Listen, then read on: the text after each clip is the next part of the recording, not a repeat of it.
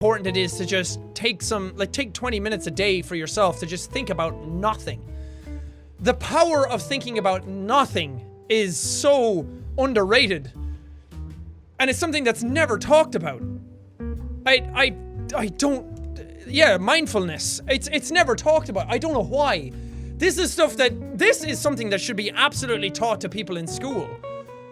And I really hope it is in coming years, because the amount of power involved in just thinking about nothing. Your brain does so much talking to you all the time. Your brain does so much noise in the back of your head all the time. And so many of those thoughts are not helpful.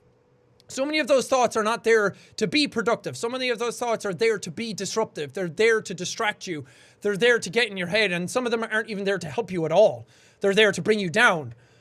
And just thinking about nothing for 20 minutes a day, just sitting there and breathing, focusing on your breath. When your mind wanders, just be aware that it's wandering, and to bring it back, as Vernon said, non-judgmentally. To bring it back, that you're not super aware and you don't judge yourself for wandering, that you just think, oh, I'm wandering. Okay, time to go back to thinking about my toes.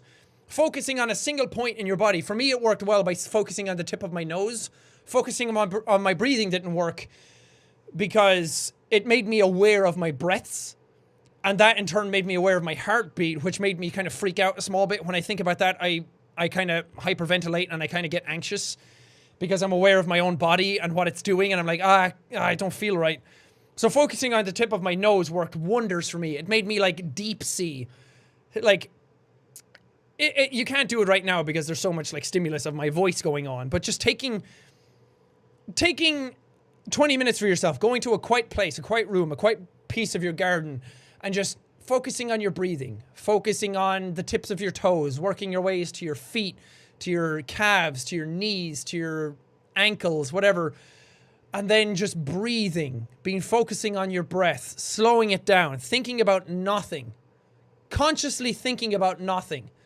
You might not think it's doing much, but if you do a week of that, you'll be so happy with what you've done for your brain, because it shuts your brain off. And it's not something that's apparent straight away, but later on you're like, man, it was good to just let my brain go to sleep. And you start to learn so much about yourself in those 20 minutes, because I learned how much my brain actually drifts. Because when you're aware of how much it drifts and then you're supposed to bring it back, I was like, oh my God, my brain is never off. My brain is constantly drifting. My brain is 100% on all the time. And that's why I'm so skittish all the time. That's why I forget my thought patterns. I forget my trail of thinking. I forget my train of thought.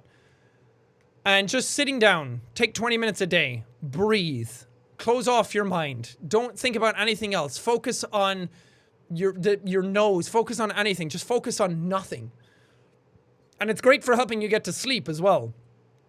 And that in turn, because if your brain's at 100% all the time and all those voices are going off in the back of your head all the time, and it's like this all the time, then just focusing on nothing lets your brain just slow down. It's like going from a sprint to a walk. And even if your brain starts sprinting again afterwards, you've given it that 20 minutes of rest that it badly, badly needs.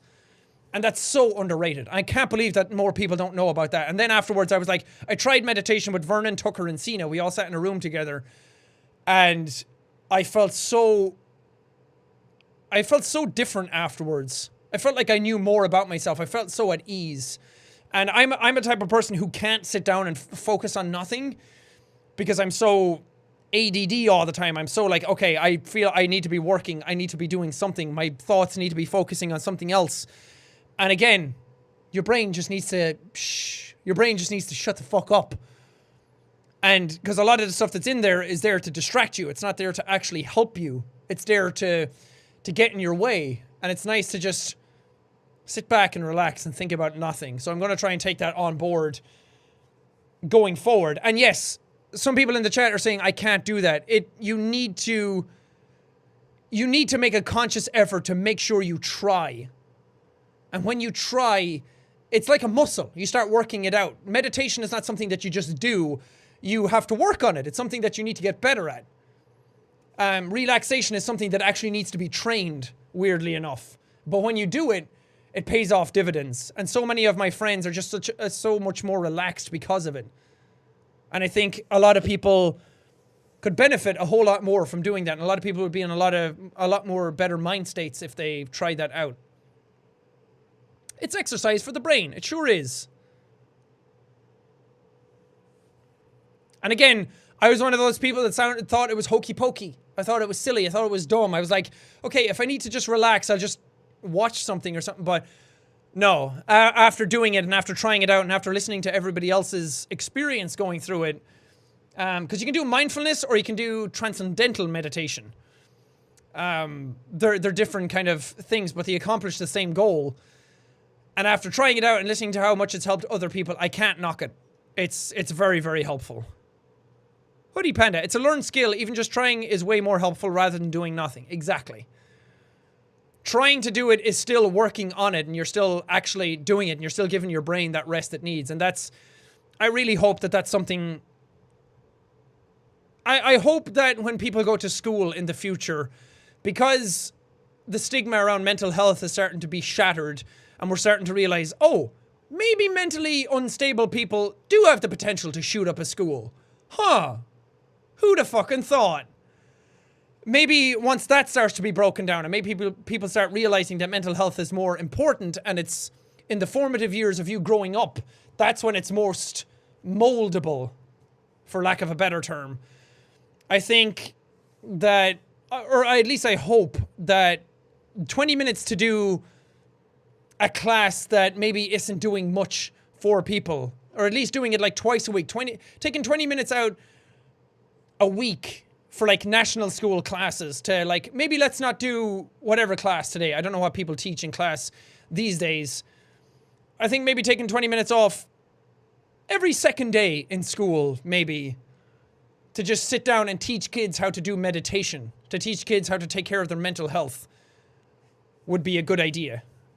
Rather than being like, hey, you motherfuckers want to learn trigonometry? Y'all motherfuckers want a key change? I don't know, that stuff's all important too, but like maybe start teaching kids how to do taxes and take care of their brain and love themselves rather than teaching them a whole bunch of shit that stresses them out that they don't want to learn. I don't know. In a perfect world, maybe.